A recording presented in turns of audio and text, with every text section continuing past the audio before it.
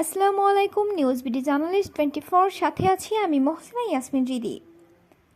বৈষম্য নিপাত যাক, পল্লী বিদ্যুৎ সমিতি মুক্তি পাক স্লোগানকে সামনে নিয়ে যশোর পল্লী বিদ্যুৎ সমিতি 2 সদর দপ্তরের কর্মকর্তা কর্মচারীদের অনির্দিষ্টকালের কর্মবিরতি সমাবেশ চলছে। আমাদের স্টাফ রিপোর্টার সাকিব হোসেনের ক্যামেরায় আব্দুল্লাহ আল মামুনের তথ্যচিত্র দেখুন বিস্তারিত।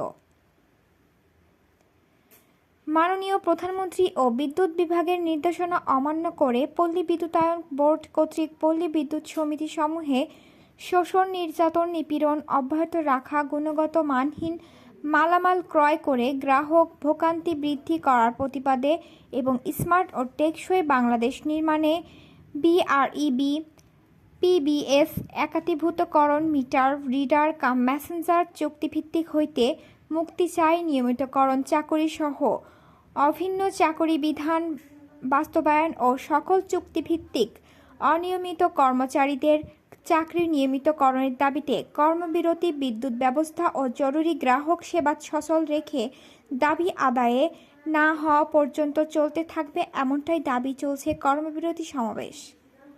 আজকে আমি 2010 সালে গোপালগঞ্জে মিটার রিডার মেসেঞ্জার ইউনিয়নে যোগদান করার পরে আমার কাজ ছিল 1500 থেকে 1700 বিল বিতরণ করা।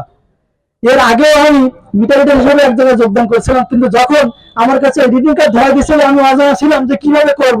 আমি 7 দিন থেকে আমাদের লাইনম্যান, আমাদের জুনিয়র ইঞ্জিনিয়ার, আমাদের এজিএম ওএনএম কতটুকু নিজেকে আপডেট করার জন্য ট্রেনিং সুবিধা পাচ্ছে, আমাদের ইনডোর সিস্টেম আসছে, আসলে আমাদের কতটুকু ট্রেনিং দিয়েছে আমাদের লাইনম্যান গুলোকে, যে লাইনম্যান দিয়ে আমরা এই সাব স্টেশন গুলো চালাতে পারবো।